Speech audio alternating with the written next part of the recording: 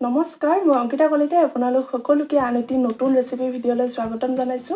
আজি homemade ব্ৰেডৰ recipe লৈ আহিছো আপোনালোকে বহুতে ব্ৰেডৰ ৰেচিপিটো বিচাৰিছিলে সেই কাৰণে আজি আপোনালোকৰ বাবে মই ৰেচিপিটো লৈ আনিছো আশা কৰিছো আপোনালোকে ভাল পাব আৰু আজি ইষ্ট ব্যৱহাৰ নকৰাকৈ মই ব্ৰেড বনাম কেনেকৈনো আমি অতি সহজে ইষ্ট ব্যৱহাৰ নকৰাকৈ ব্ৰেড বনাব পাৰো চাওচোন আহক ব্ৰেড বনাবলৈ প্ৰথমতে আমাক লাগিব 2 কাপ ময়দা মই 2 কাপ ময়দা লৈছো তেতিয়া পৰিমাণটো অলপ বেছি হ'ব আৰু প্ৰথমে 1 কাপ ময়দা চালি লম 1 কাপ ময়দা চালি লোৱা হৈ গল তাৰ পিছত আৰু 1 কাপ ময়দা লৈছো তাৰ পিছত লৈছো আধা চামুচ বেকিং সোডা আধা চামুচ নিমখ লৈছো আৰু 1 চামুচ বেকিং পাউডাৰ লৈছো এই গুটেখিনি এতিয়া একেলগে ভালকৈ চালি লম তাৰ পিছত ইয়াত মই 2 চামুচ চেনি দিছো যদি আপুনি ব্ৰেডটো অলপ বেছিকৈ মিঠা হোৱাটো বিচাৰে তেতিয়া হলে চেনিৰ পৰিমাণটো বঢ়াই দিব পাৰে ডাঙৰ চামুচেৰে 2 চামুচ মান চেনি দি দিব পাৰে এই গুটেখিনি হাতেৰে ভালকৈ এবাৰ মিক্স কৰি লৈছো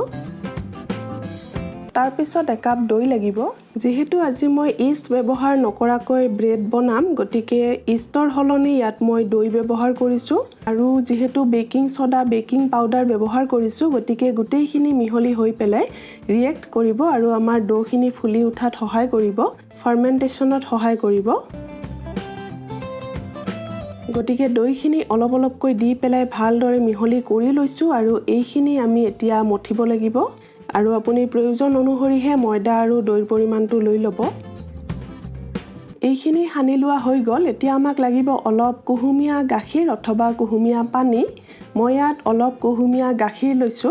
গাখীৰৰ হলনি আপুনি পানীও ব্যৱহাৰ কৰিব পাৰে এতিয়া প্ৰয়োজন অনুসৰি অলপ অলপকৈ গাখীৰ দি পেলাই এইখিনি সফট ডো হোৱালৈকে ভালদৰে মঠি লম কুহুমিয়া গাখীৰ বা পানী ব্যৱহাৰ কৰিলে ডোটো বহুত সফট হয় আৰু ব্ৰেডটো তেতিয়া ভিতৰৰ পৰা বহুত সফট হ'ব আৰু খাইও ভাল লাগিব অথবা আপুনি ৰুম টেম্পাৰেচাৰত থকা গাখীৰ বা পানী ব্যৱহাৰ কৰিব পাৰে এইখিনি এনেকৈ লাহে লাহে 10-15 মিনিটলৈকে মঠিব লাগিব তাৰ পিছত আপুনি দেখিব ধুনীয়াকৈ সফট ডো আমাৰ ৰেডি হৈ যাব আৰু যদি কেনেবাকৈ পানী বা গাখীৰৰ পৰিমাণটো বেছি হয় তেতিয়া হলে ইয়াত আপুনি আৰু অকমান ময়দা দি পেলাই মঠিব পাৰে ডোটো আমাৰ প্ৰায় ৰেডি হৈ গল ইয়াত মই অকনমান ৰিফাইন তেল দি দিছো তেলখিনি এতিয়া চাৰিওফালে লগাই দি ভালকৈ আকৌ এবাৰ মঠি লম যেহেতু হাতত লাগি ধৰিছে গতিকে অকনমান তেল দি মঠিলে ভাল হয় তেতিয়া হাতত লাগি নধৰে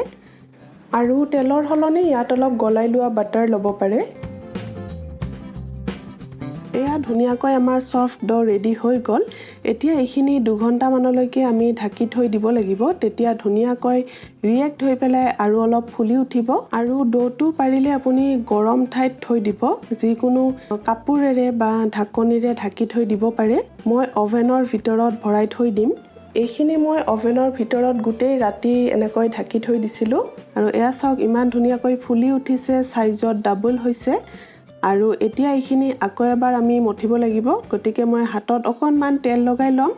আৰু এইখিনি ভালকৈ আৰু এবাৰ মঠি লম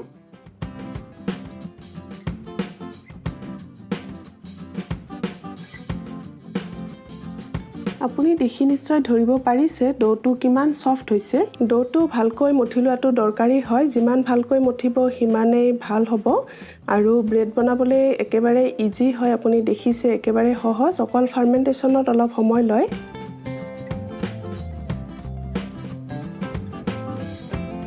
তাৰ পিছত আমাক ব্ৰেড বনাবলৈ লাগিব এটা কেক টিন ইয়াত মই ৰেক্টেংগুলাৰ দীঘলীয়া কেক টিন এটা লৈছো আৰু কেক টিনটোত অকনমান ৰিফাইন তেল আৰু ময়দা দি পেলাই গ্ৰীজ কৰি লম আৰু আপুনি বিচাৰিলে বাটাৰ পেপাৰো ব্যৱহাৰ কৰিব পাৰে এই ডোটো ধুনীয়াকৈ দীঘলীয়া আকাৰত বনাই লৈছো আৰু কেক টিনটোত দি দিম এই ধৰণে ভিডিঅ'ত দেখুৱাৰ দৰে দি দিব যেহেতু দীঘলীয়া হয় দি পেলাই চাৰিওফালে লাহে লাহে হাতেৰে প্ৰেছ কৰি স্প্ৰেড কৰি দিব এই ধৰণে মই যি ধৰণে দেখুৱাই দিছো লাহে লাহে প্ৰেছ কৰি চাৰিওফালে স্প্ৰেড কৰি দি আপুনি ওপৰ ভাগখিনি সমান কৰি দিব তাৰ পিছত এতিয়া ডোটো আকৌ এবাৰ ফুলি উঠিবলৈ আমি এই কেক টিনটোতে এনেকৈ আৰু 2 ঘণ্টা বা 3 ঘণ্টালৈকে থৈ দিব লাগিব যাতে আকৌ এবাৰ ফুলি উঠে ডোটো যিমান বেছি সময়ৰ বাবে থৈ দিব হিমানেই ভাল হ'ব হিমানেই বেছি ফুলি উঠিব যেহেতু আমি ইষ্ট ব্যৱহাৰ কৰা নাই দৈ ব্যৱহাৰ কৰিলে অলপ সময় লাগে কিন্তু ইষ্ট ব্যৱহাৰ কৰিলে 1 ঘণ্টা মানতেই ধুনীয়াকৈ ফুলি উঠে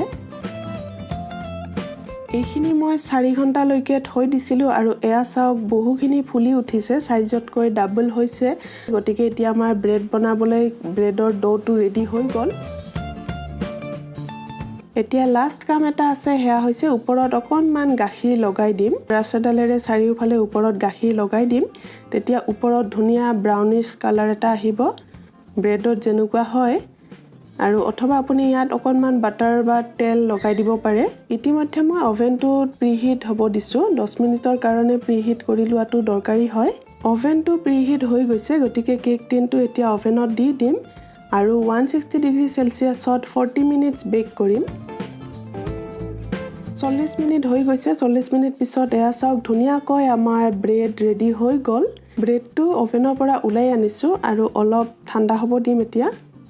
ওপৰত এতিয়া অকনমান বাটাৰ চাৰিওফালে লগাই দিম যেহেতু ব্ৰেডটো ওপৰ ভাগখিনি অকমান শুকান হৈ আছে অলপ বাটাৰ অথবা ৰিফাইন তেল লগাই দিব ব্ৰেডটো এতিয়া অলপ ঠাণ্ডা হৈছে চুব পৰা হৈছে গতিকে কেক টিনৰ পৰা উলিয়াই লম আৰু সাইডৰ ভাগখিনি লাহেকৈ মই চুৰিৰে এনেকৈ কাটি দিছো তেতিয়া পটককে উলাই আহিব আৰু দেখিছেনে ইমান সহজতে ধুনীয়াকৈ ঘৰতে আমি ব্ৰেড বনাব পাৰো তাকো ইষ্ট ব্যৱহাৰ নকৰাকৈ গতিকে এই ধৰণে আপোনালোকেও ঘৰতে ইষ্ট ব্যৱহাৰ নকৰাকৈ ব্ৰেড বনাই চাব নিশ্চয় আপুনি বহুত ভাল পাব আৰু গৰম গৰম চাহৰ লগত খাব পাৰিব কেক টিনৰ পৰা ব্ৰেডটো উলাই লৈছো এয়া ধুনীয়াকৈ উলাই গল বহুত সফট হৈছে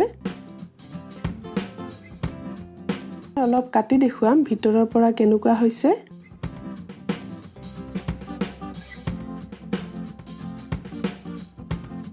চাওক ইমান ধুনীয়াকৈ হৈ গৈছে একদম দোকানত কিনিবলৈ পোৱা ব্ৰেডৰ দৰে হৈছে গতিকে এই ধৰণে ঘৰতে ব্ৰেড বনাই আপুনি বাটাৰ সস বা জাম লগাই খাব পাৰে আৰু গৰম গৰম চাহৰ লগত গাখীৰ বা কফিৰ লগতো খাব পাৰে ভিডিওটো ভাল পালে লাইক কৰিব সকলোলৈকে শেয়াৰ কৰি দিব আৰু এনে ধৰণৰ নতুন নতুন ৰেচিপি পাই থাকিবলৈ AK ক্ৰিয়েচন সাবস্ক্ৰাইব কৰিবলৈ নাপাহৰিব ধন্যবাদ